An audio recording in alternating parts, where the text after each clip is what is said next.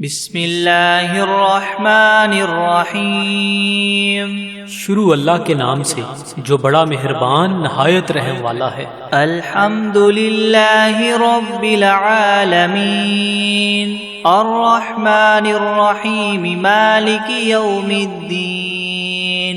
ایاک نعبد و ایاک نستعین اهدنا الصراط المستقيم صراط الذين أنعمت عليهم غير المغضوب عليهم ولا الضالين۔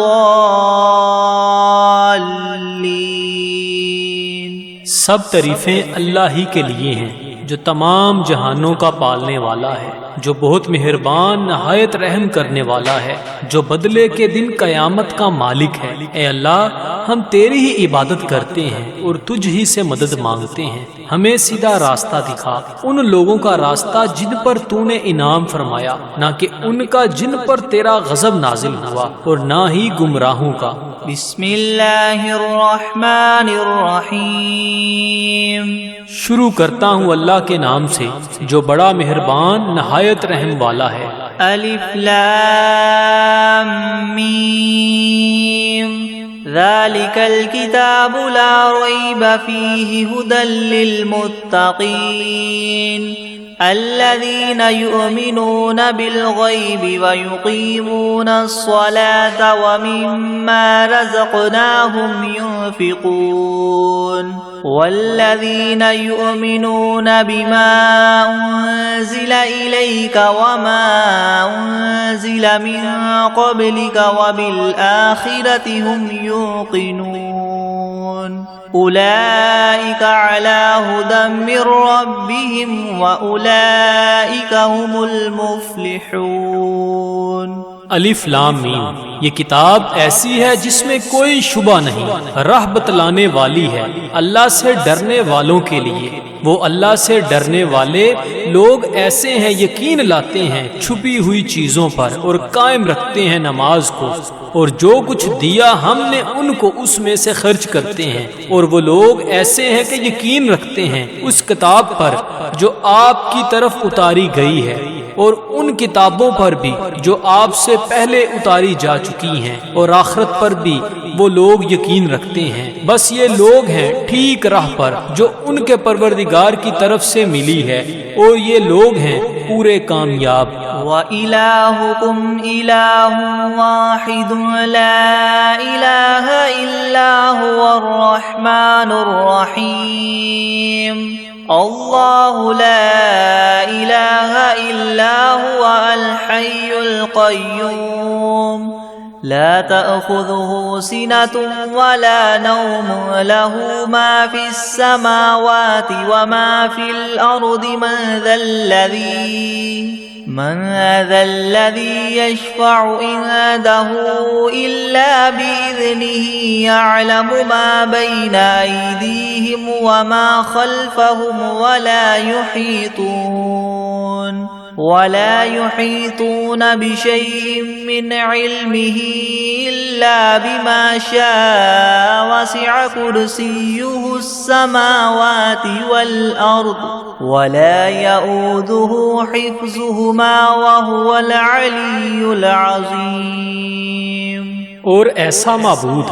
جو تم سب کے معبود بننے کا مستحق ہے، وہ تو ایک ہی معبود حقیقی ہے، اس کے سوا کوئی عبادت کے لائق نہیں۔ وہی رحمان ہے اور رحیم ہے۔ اللہ تعالیٰ ایسا ہے کہ اس کے سوا کوئی عبادت کے قابل نہیں، زندہ ہے، سنبھالنے والا ہے تمام عالم کا، نہ اس کو اونگ دبا سکتی ہے اور نہ ہی نیند۔ اسی کی مملوک ہیں سب، جو کچھ آسمانوں میں ہے اور جو کچھ زمین میں ہے۔ ایسا کون شخص ہے جو اس کے پاس کسی کی سفارش کر سکے بدون اس کی اجازت کے؟ وہ جانتا ہے ان کے تمام حاضر اور غائب حالات کو، اور وہ موجودات اس کے معلومات میں سے کسی چیز کو اپنے احاطہ علمی میں نہیں لا سکتے مگر جس قدر علم دینا وہی چاہے۔ اسی کی کرسی نے سب آسمانوں اور زمین کو اپنے اندر لے رکھا ہے، اور اللہ کو ان دونوں کی حفاظت کچھ گراں نہیں گزرتی، اور وہ عالی شان عظیم الشان ہے۔ لا اکراہ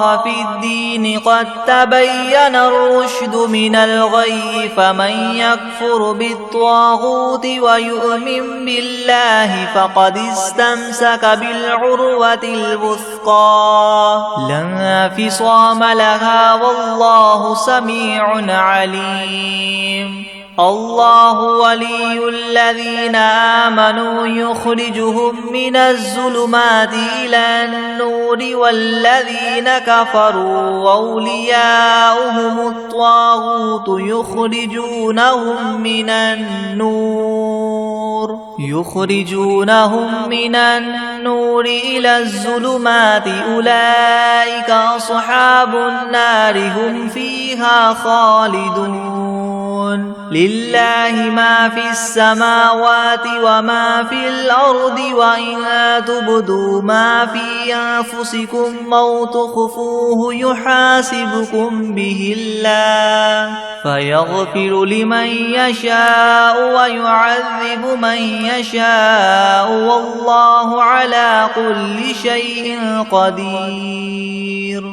دین میں زبردستی نہیں، کیونکہ ہدایت یقیناً گمراہی سے ممتاز ہو چکی ہے۔ سو جو شخص شیطان سے بد اعتقاد اور اللہ تعالیٰ کے ساتھ خوش اعتقاد ہو، یعنی اسلام قبول کر لے، تو اس نے بڑا مضبوط حلقہ تھام لیا جس کو کسی طرح کی شکستگی نہیں، اور اللہ تعالیٰ خوب سننے والا، خوب جاننے والا ہے۔ اللہ تعالیٰ ساتھی ہے ان لوگوں کا جو ایمان لائے، ان کو کفر کی تاریخیوں سے نکال کر بچا کر نور اسلام کی طرف لاتا ہے، اور جو لوگ کافر ہیں ان کے ساتھی شیاطین ہیں، وہ ان کو نور اسلام سے نکال کر تاریخیوں کی طرف لے جاتے ہیں، اور ایسے لوگ دوزخ میں رہنے والے ہیں، یہ لوگ اس میں ہمیشہ ہمیشہ رہیں گے۔ اللہ ہی کی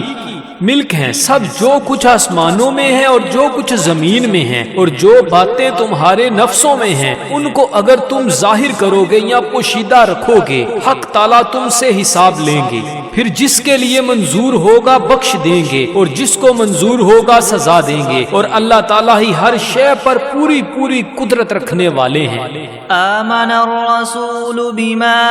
انزل الیہ من ربہ والمؤمنون كل آمن باللہ وملائکتہ وکتبہ ورسلہ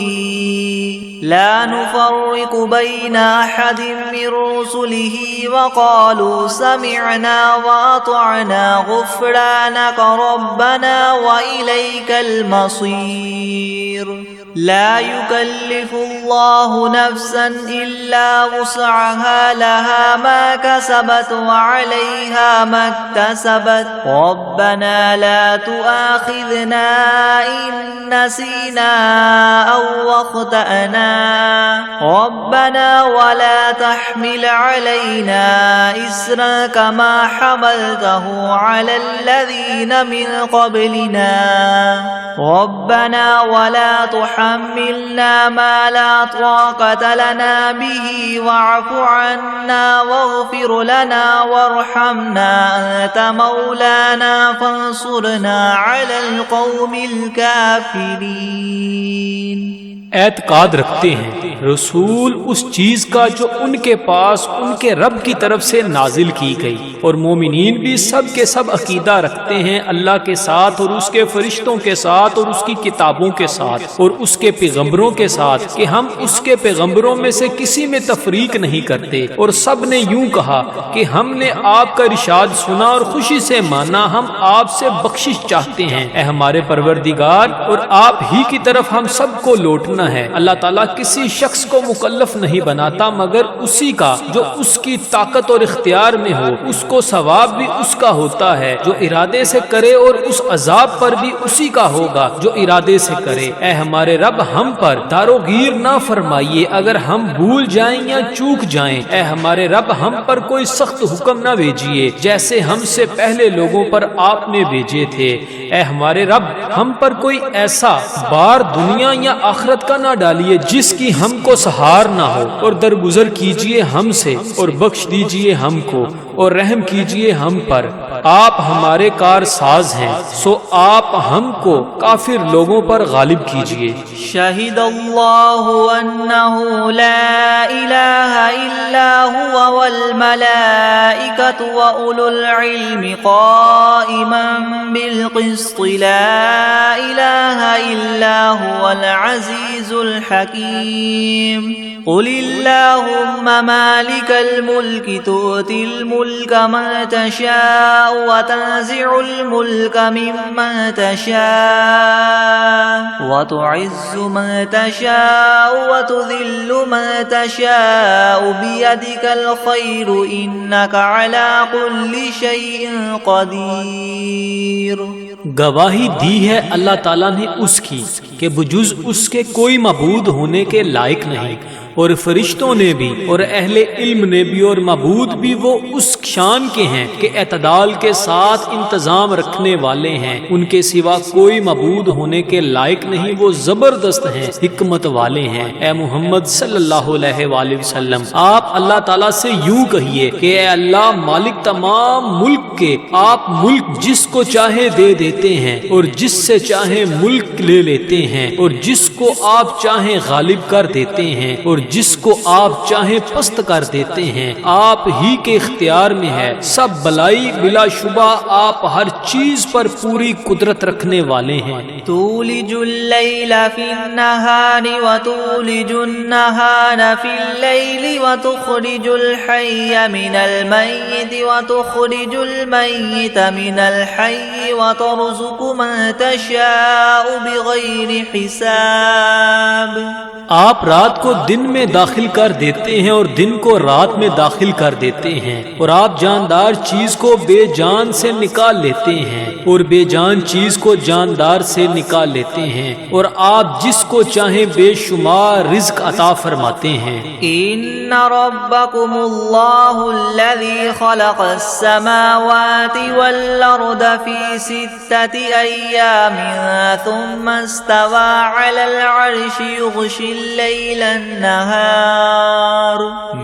الليل النهار يطلبه حثيثا والشمس والقمر والنجوم مسخرات بأمره ألا له الخلق والأمر تبارك الله رب العالمين ادعوا ربكم تضرعا وخفية إنه لا يحب المعتدين۔ بے شک تمہارا رب اللہ ہی ہے جس نے سب آسمانوں اور زمین کو 6 روز میں پیدا کیا، پھر عرش پر قائم ہوا، چھپا دیتا ہے شب سے دن کو ایسے طور پر کہ وہ شب اس دن کو جلد ہی آ لیتی ہے، اور سورج اور چاند اور دوسرے ستاروں کو پیدا کیا ایسے طور پر کہ سب اس کے حکم کے تابع ہیں۔ یاد رکھو اللہ ہی کے لیے خاص ہے خالق ہونا اور حاکم ہونا، بڑی خوبیوں کے بڑے ہوئے ہیں اللہ تعالیٰ جو تمام عالم کے پروردگار ہیں۔ دعا کیا کرو تذلل ظاہر کر کے بھی اور چھپ کے بھی، واقعی اللہ ان لوگوں کو ناپسند کرتے ہیں جو دعا میں حد ادب سے نکل جائیں۔ وَلَا تُفْسِدُوا فِي الْأَرْضِ بَعْدَ إِصْلَاحِهَا وَادْعُوهُ خَوْفًا وَطَمَعًا إِنَّ رَحْمَتَ اللَّهِ قَرِيبٌ مِّنَ الْمُحْسِنِينَ قُلِ ادْعُوا اللَّهَ وَادْعُوا الرَّحْمَنَ أَيَّامَّا تَدْعُوا فَلَهُ الْأَسْمَاءُ الْحُسْنَى وَلَا تَجْهَرْ بِصَلَاتِكَ وَلَا تُخَافِتْ بِهَا وَابْتَغِ بَيْنَ ذَلِكَ سَبِيلًا وَقُلِ الْحَمْدُ لِلَّهِ الَّذِي لَمْ يَتَّخِذْ وَلَدًا وَلَمْ يَكُنْ لَهُ شَرِيكٌ فِي الْمُلْكِ وَلَمْ يَكُنْ لَهُ وَلِيٌّ مِّنَ الذُّلِّ وَكَبِّرْهُ تَكْبِيرًا۔ اور دنیا میں بعد اس کے کہ اس کی درستی کر دی گئی ہے، فساد مت پھیلاؤ، اور تم اللہ تعالیٰ کی عبادت کیا کرو اس سے ڈرتے ہوئے اور امید رکھتے ہوئے، بے شک اللہ تعالیٰ کی رحمت نزدیک ہے نیک کام کرنے والوں کے۔ آپ فرما دیجئے کہ خواہ اللہ کہہ کر پکارو یا رحمان کہہ کر پکارو، جس نام سے بھی پکارو گے سو اس کے بہت سے اچھے نام ہیں، اور اپنی نماز میں نہ تو بہت پکار کر پڑھیے اور نہ بالکل چھپکے چھپکے ہی پڑھیے، اور دونوں کے درمیان ایک طریقہ اختیار کر لیجئے اور کہہ دیجئے کہ تمام خوبیاں اسی اللہ کے لیے خاص ہیں جو نہ اولاد رکھتا ہے اور نہ اس کی کوئی سلطنت میں شریک ہے اور نہ کمزوری کی وجہ سے اس کا کوئی مددگار ہے، اور اس کی خوب برائیاں بیان کیا کیجئے۔ افحسبتم انما خلقناكم عبثا وانکم الینا لا ترجعون فتعالى الله الملك الحق لا اله الا هو رب العرش الكريم ومن يدع مع الله إلها آخر لا برهان له به فإنما حسابه عند ربه إنه لا يفلح الكافرون وقل رب اغفر وارحم وأنت خير الراحمين۔ ہاں تو کیا تم نے یہ خیال کیا تھا کہ ہم نے تم کو یوں ہی خالی از حکمت پیدا کر دیا ہے اور یہ خیال کیا تھا کہ تم ہمارے پاس نہیں لائے جاؤ گے؟ سو اس سے کامل طور پر ثابت ہو گیا کہ اللہ تعالیٰ بہت ہی عالی شان ہے، جو کہ بادشاہ حقیقی ہے، اس کے سوا کوئی عبادت کے لائق نہیں، عرش عظیم کا مالک ہے۔ اور جو شخص اس امر پر دلیل قائم ہونے کے بعد اللہ کے ساتھ کسی اور معبود کی بھی عبادت کرے کہ جس کے معبود ہونے پر اس کے پاس کوئی دلیل نہیں، سو اس کا حساب اسی کے رب کے یہاں ہوگا، جس کا نتیجہ لازمی یہ ہے کہ یقیناً کافروں کو فلاح نہ ہوگی۔ اور آپ یوں کہا کریں کہ اے میرے پروردگار معاف کر اور رحم کر، اور تو سب رحم کرنے والوں سے بڑھ کر رحم فرمانے والا ہے۔ بسم اللہ الرحمن الرحیم۔ شروع کرتا ہوں اللہ کے نام سے جو بڑا مہربان نہایت رحم والا ہے۔ والصافات صفا فالزاجرات زجرا فالتاليات ذكرا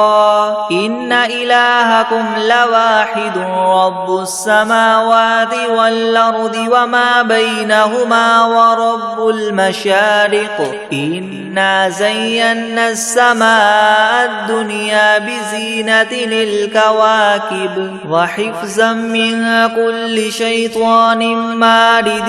لا يسمعون إلى الملأ الأعلى ويقذفون من كل جانب دحورا ولهم عذاب واصب إلا من خطف الخطفة فأتبعه شهاب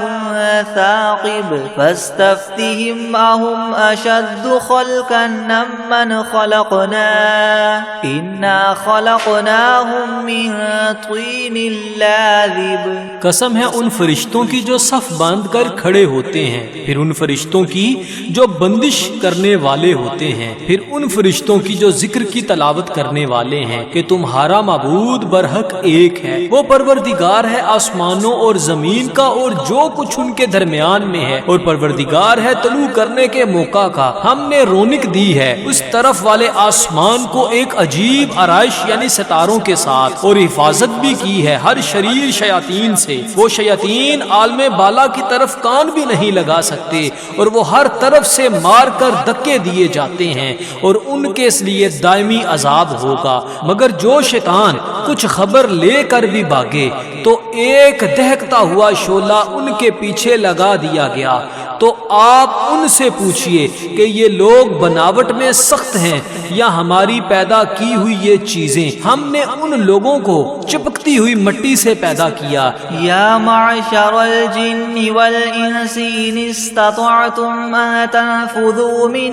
اقطار السماوات والارض فانفذوا لا تنفذون الا بسلطان فبأي آلاء ربكما تكذبان يرسل عليكما شواظ من نار ونحاس فلا تنتصران فبأي آلاء ربكما تكذبان فإذا انشقت السماء فكانت وردة كالدهان فبأي آلاء ربكما تكذبان فيومئذ لا يسأل عن ذنبه إنس ولا جان فبأي آلاء ربكما تكذبان۔ اے گروہ جن و انس، کہ اگر تم کو یہ قدرت ہے کہ آسمان اور زمین کی حدود سے کہیں باہر نکل جاؤ تو ہم بھی دیکھیں، نکلو، مگر بدون زور کے نہیں نکل سکتے اور زور ہے نہیں۔ سو اے جن و انس، تم اپنے پروردگار کی کون کون سی نعمتوں کے منکر ہو جاؤ گے؟ تم دونوں پر قیامت کے روز آگ کا شعلہ اور دھواں چھوڑا جائے گا، پھر تم اس کو ہٹا نہ سکو گے۔ سو اے جن و انس، تم اپنے رب کی کون کون سی نعمتوں کے منکر ہو جاؤ گے؟ غرض جب قیامت آئے گی جس میں آسمان پھٹ جاوے گا اور ایسا سرخ ہو جائے گا جیسے سرخ نری یعنی چمڑا، سو اے گروہ جن و انس، تم اپنے پروردگار کی کون کون سی نعمت کو جٹلاؤ گے؟ تو اس روز کسی انسان اور جن سے اس کے جرم کے متعلق نہ پوچھا جائے گا۔ سو اے گروہ جن و انس، تم اپنے پروردگار کی کون کون سی نعمت کو جٹلاؤ گے؟ لو انزلنا هذا القرآن على جبل لرأيته خاشعا متصدعا من خشية الله وتلك الأمثال نضربها للناس لعلهم يتفكرون هو الله الذي لا إله إلا هو عالم الغيب والشهادة هو الرحمن الرحيم هو الله الذي لا إله إلا هو الملك القدوس السلام المؤمن المهيمن العزيز الجبار المتكبر سبحان الله عما يشركون هو الله الخالق البارئ المصور له الأسماء الحسنى يسبح له ما في السماوات والأرض وهو العزيز الحكيم۔ اگر ہم اس قرآن کو کسی پہاڑ پر نازل کرتے تو اے مخاطب تو اس کو دیکھتا کہ خدا کے خوف سے دب جاتا اور پھٹ جاتا، اور ان مضامین عجیبہ کو ہم نے لوگوں کے لیے نفع کے لیے بیان کرتے ہیں تاکہ وہ سوچیں۔ وہ ایسا معبود ہے کہ اس کے سوا کوئی اور معبود بننے کے لائق نہیں۔ وہ جاننے والا ہے پوشیدہ چیزوں کا اور ظاہر چیزوں کا، وہی بڑا مہربان رحم والا ہے۔ وہ ایسا معبود ہے کہ اس کے سوا کوئی اور معبود نہیں۔ وہ بادشاہ ہے، سب عیبوں سے پاک ہے، سالم ہے، امن دینے والا ہے، نگہبانی کرنے والا ہے، زبردست ہے، خرابی درست کرنے والا ہے، بڑی عظمت والا ہے۔ اللہ تعالیٰ جس کی شان یہ ہے کہ لوگوں کے شرک سے پاک ہے، وہ معبود برحق ہے، پیدا کرنے والا ہے، ٹھیک ٹھیک بنانے والا ہے، وہ صورت بنانے والا ہے، اس کے اچھے اچھے نام ہے۔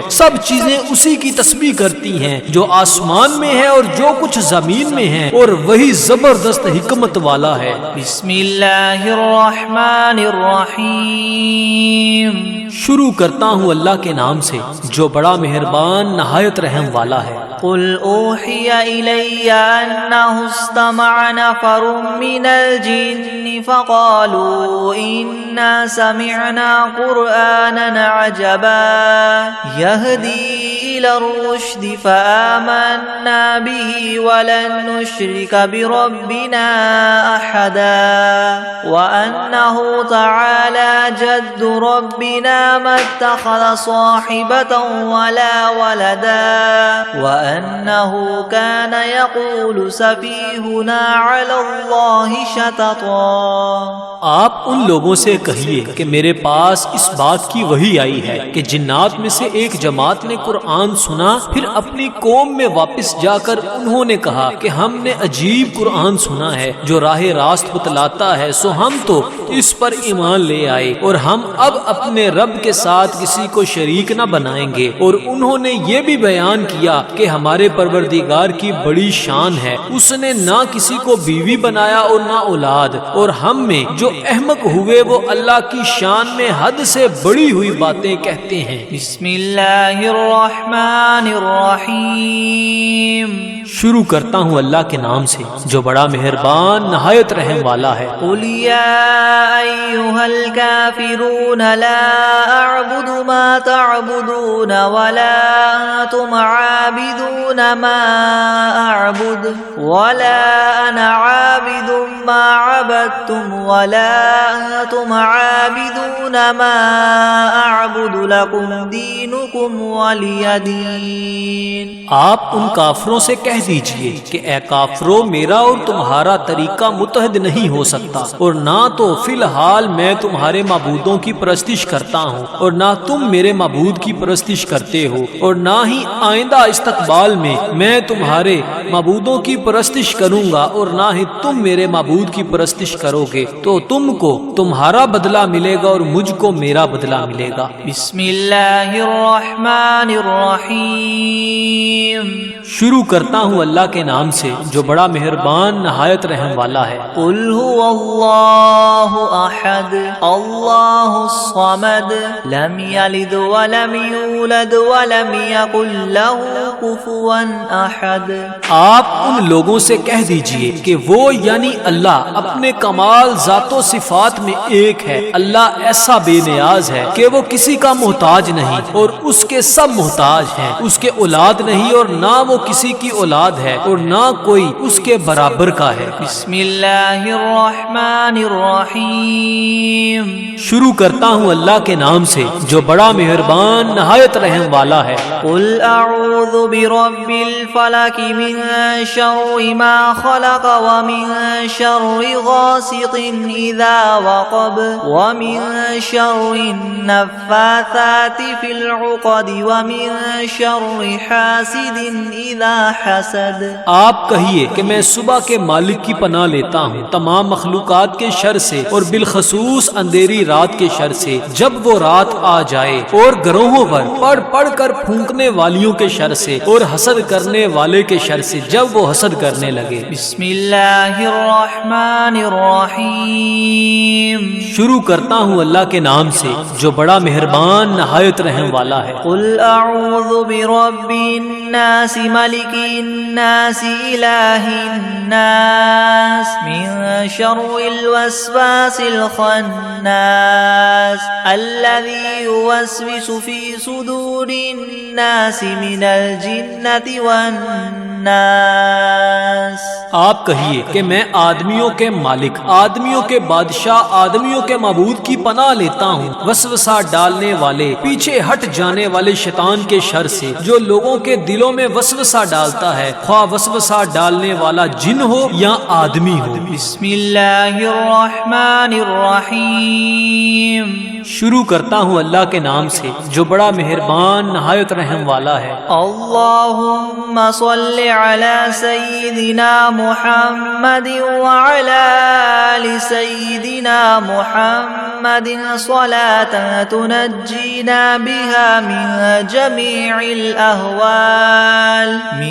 جمیع الأهوال والآفات وتقضی لنا بها جمیع الحاجات وتطهرنا بها من جميع السيئات وترفعنا بها عندك أعلى الدرجات وتبلغنا بها أقصى الغايات من جميع الخيرات في الحياة وبعد الممات إنك مجيب الدعوات ورافع الدرجات ويا قاضي الحاجات ويا كافي المهمات ويا دافع البليات ويا حل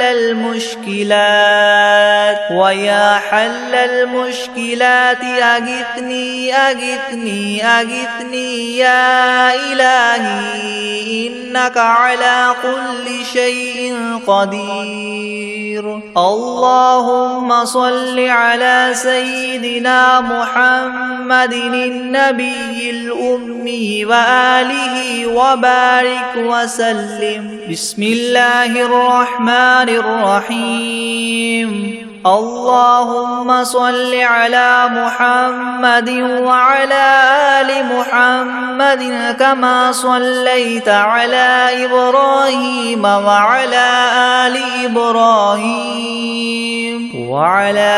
آل إبراهيم إنك حميد مجيد. اللهم بارك على محمد وعلى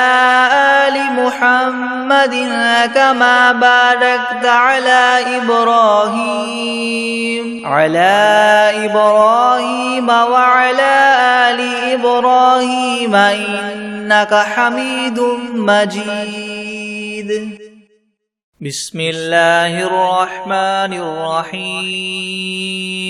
الحمد لله رب العالمين الرحمن الرحيم مالك يوم الدين. إياك نعبد وإياك نستعين. اهدنا الصراط المستقيم صراط الذين أنعمت عليهم غير المغضوب عليهم ولا الضالين. بسم الله الرحمن الرحيم.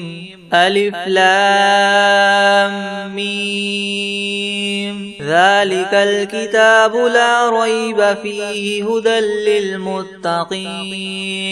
الذين يؤمنون بالغيب ويقيمون الصلاة ومما رزقناهم ينفقون والذين يؤمنون بما أنزل إليك وما أنزل من قبلك وبالآخرة هم يوقنون أولئك على هدى من ربهم وأولئك هم المفلحون. وإلهكم إله واحد لا إله إلا هو الرحمن الرحيم.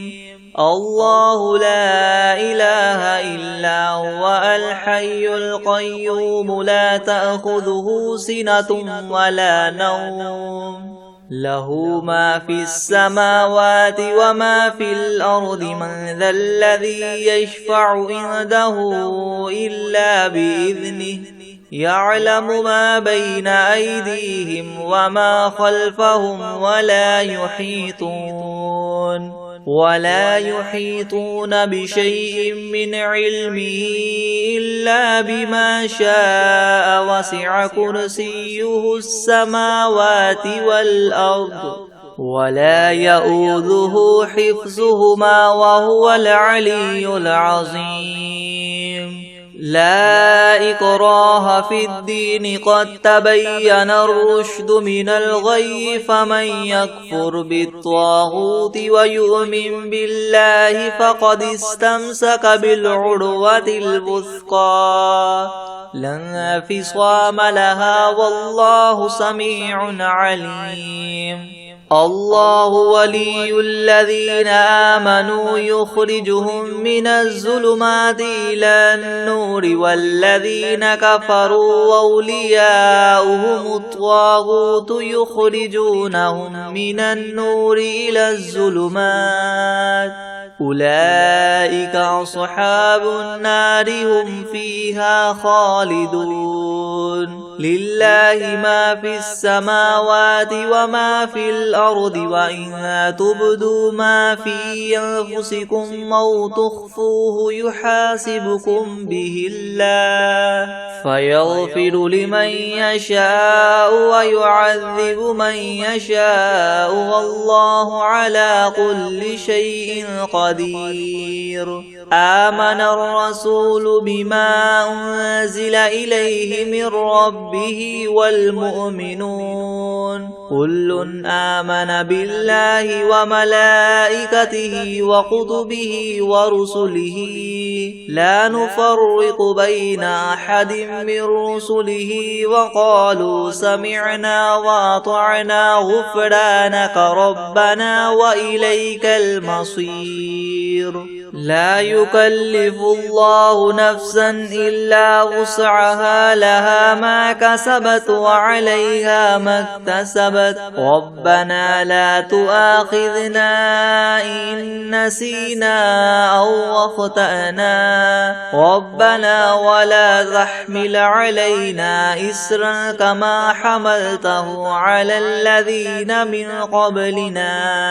ربنا ولا تحملنا ما لا طاقة لنا به واعف عنا واغفر لنا وارحمنا أنت مولانا فانصرنا على القوم الكافرين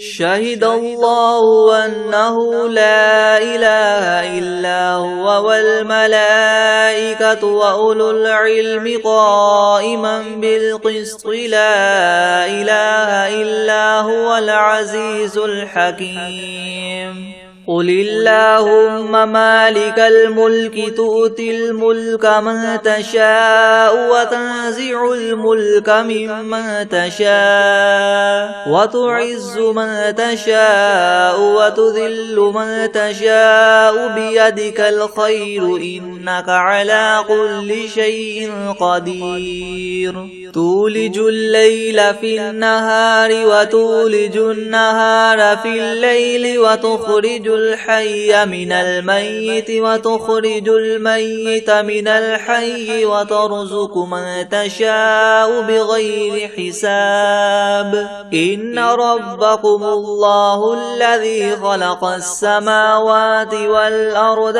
في 6 أيام ثم استوى على العرش يغشي الليل النهار يطلبه حثيثا والشمس والقمر والنجوم مسخرات بأمره ألا له الخلق والأمر تبارك الله رب العالمين ادعوا ربكم تضرعا وخفية إنه لا يحب المعتدين ولا تفسدوا في الأرض بعد إصلاحها وادعوه خوفا وطمعا إن رحمة الله قريب من المحسنين قل ادعوا الله أو ادعوا الرحمن أيما تدعوا فله الأسماء الحسنى ولا تجهر بصلاتك ولا تخافت بها وابتغ بين ذلك سبيلا وقل الحمد لله الذي لم يتخذ ولدا ولم يكن له شريك في الملك ولم يكن له ولي من الذل وكبره تكبيرا أفحسبتم أنما خلقناكم عبثا وأنكم إلينا لا ترجعون فتعالى الله الملك الحق لا إله إلا هو رب العرش الكريم ومن يدع مع الله إلها آخر لا برهان له به فإنما حسابه عند ربه إنه لا يفلح الكافرون وقل رب اغفر وارحم وأنت خير الراحمين بسم الله الرحمن الرحيم والصافات صفا فالزاجرات زجرا فالتاليات ذكرا إن إلهكم لواحد رب السماوات والأرض وما بينهما ورب المشارق إنا زينا السماء الدنيا بزينة الكواكب وحفظا من كل شيطان مارد لا يسمعون إلى الملأ الأعلى ويقذفون من كل جانب دحورا ولهم عذاب واصب إلا من خطف الخطفة فأتبعه شهاب ثاقب فاستفتهم أهم أشد خلقا ممن خلقنا إنا خلقناهم من طين لاذب يا معشر الجن والإنس إن استطعتم أن تنفذوا من أقطار السماوات والأرض فانفذوا لا تنفذون إلا بسلطان فبأي آلاء ربكما تكذبان يرسل عليكما شواظ من نار ونحاس فلا تنتصران فبأي آلاء ربكما تكذبان فإذا انشقت السماء فكانت وردة كالدهان فبأي آلاء ربكما تكذبان فيومئذ لا يسأل عن ذنبه إنس ولا جان فبأي آلاء ربكما تكذبان لو أنزلنا هذا القرآن على جبل لرأيته خاشعا متصدعا من خشية الله وتلك الأمثال نضربها للناس لعلهم يتفكرون هو الله الذي لا إله إلا هو عالم الغيب والشهادة هو الرحمن الرحيم هو الله الذي لا إله إلا هو الملك القدوس السلام المؤمن المهيمن العزيز الجبار المتكبر سبحان الله عما يشركون هو الله الخالق البارئ المصور له الأسماء الحسنى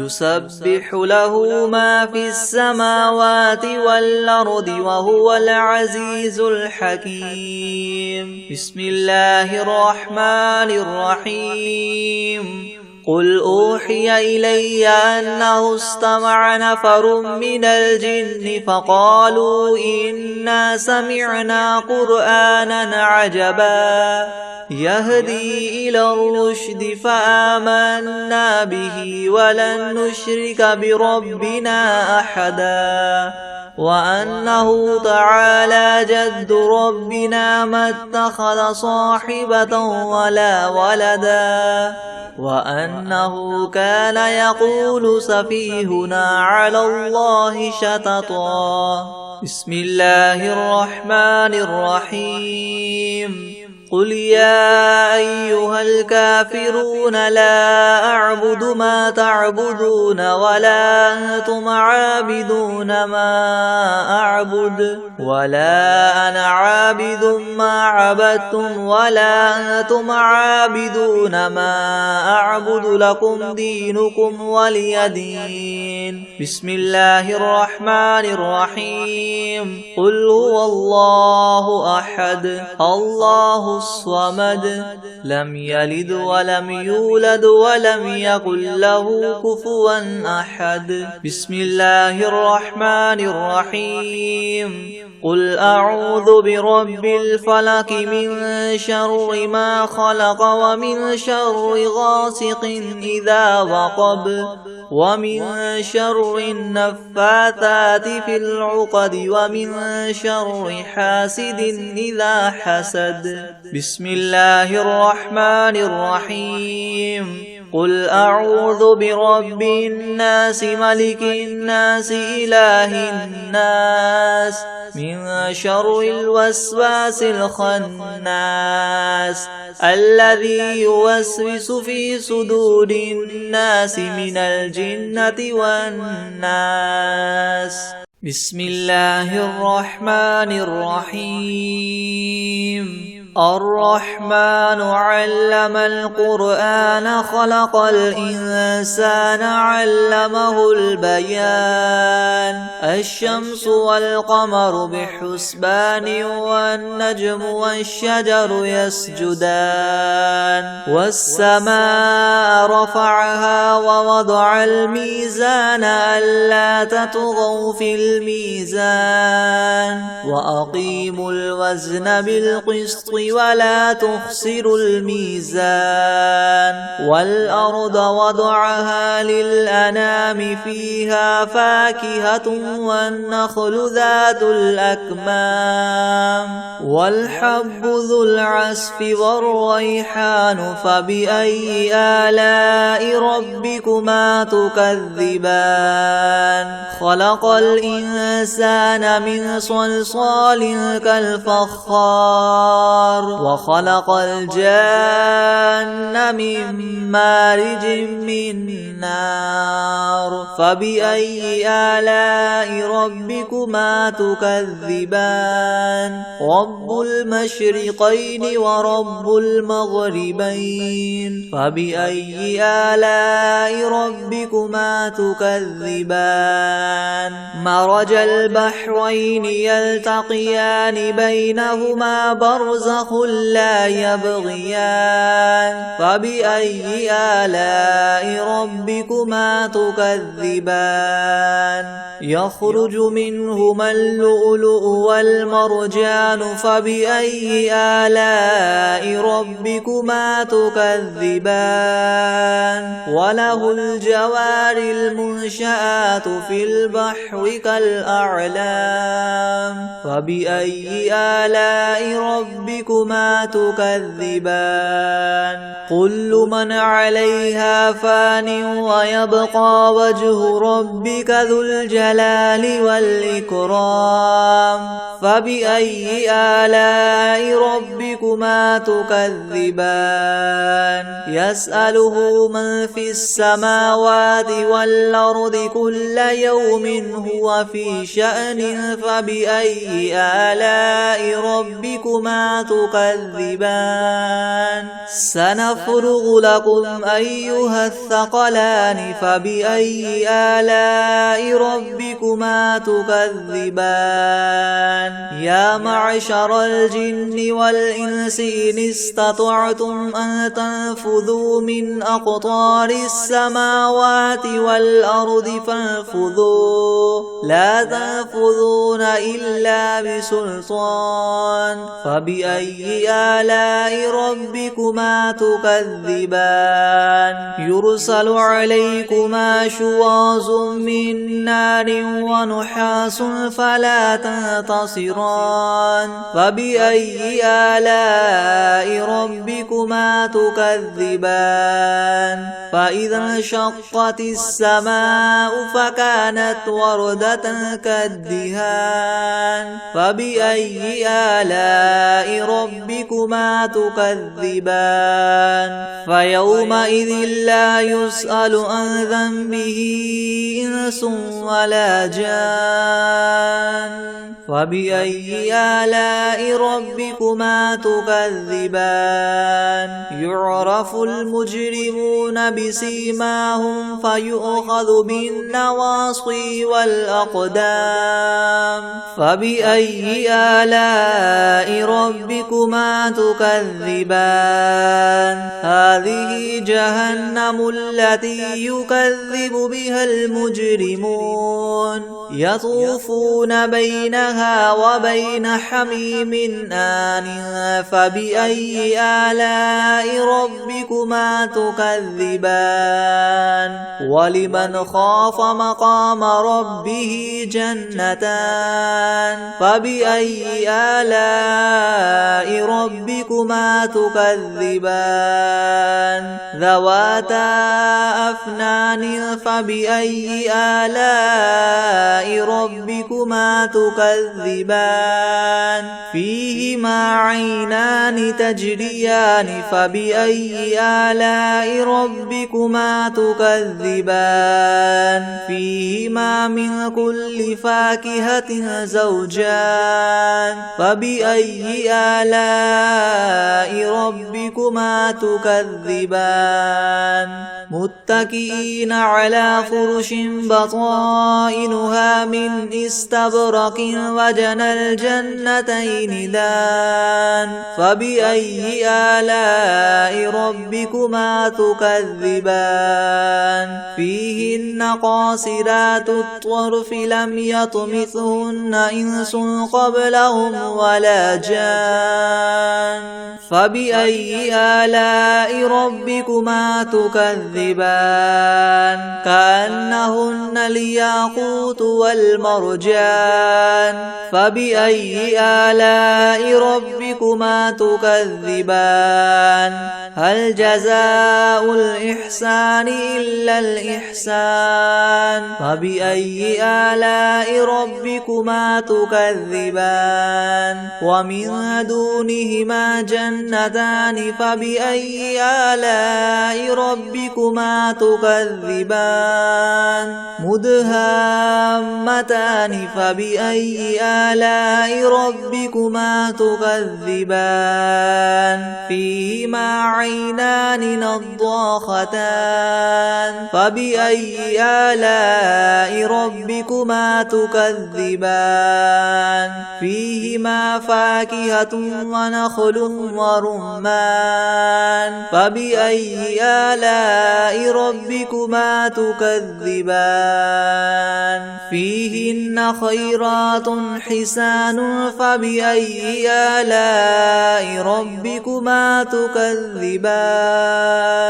حور مقصورات في الخيام فبأي آلاء ربكما تكذبان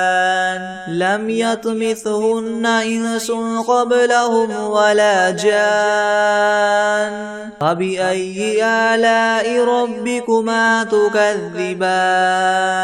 متكئين على رفرف خضر وعبقري حسان فبأي آلاء ربكما تكذبان تبارك اسم ربك ذي الجلال والإكرام بسم الله الرحمن الرحيم عما يتساءلون عن النبأ العظيم الذي هم فيه مختلفون كلا سيعلمون ثم كلا سيعلمون ألم نجعل الأرض مهادا والجبال أوتادا وخلقناكم أزواجا وجعلنا نومكم سباتا وجعلنا الليل لباسا وجعلنا النهار معاشا وبنينا فوقكم سبعا شدادا وجعلنا سراجا وهاجا وأنزلنا من المعصرات ماء ثجاجا لنخرج به حبا ونباتا وجنات ألفافا إن يوم الفصل كان ميقاتا يوم ينفخ في الصور فتأتون أفواجا وفتحت السماء فكانت أبوابا وسيرت الجبال فكانت سرابا إن جهنم كانت مرصادا للطاغين مآبا لابثين فيها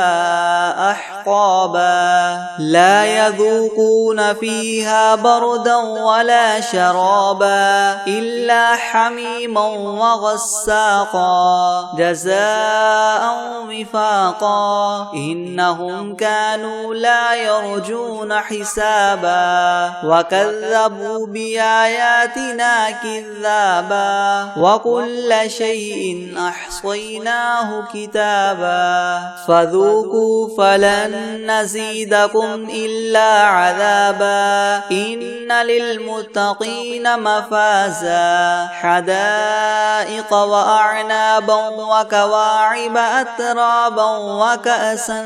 دهاقا لا يسمعون فيها لغوا ولا كذابا جزاء من ربك عطاء حسابا رب السماوات والأرض وما بينهما الرحمن لا يملكون منه خطابا يوم يقوم الروح والملائكة صفا لا يتكلمون إلا من أذن له الرحمن وقال صوابا ذلك اليوم الحق فمن شاء اتخذ إلى ربه مآبا إنا أنذرناكم عذابا قريبا يوم ينظر المرء ما قدمت يداه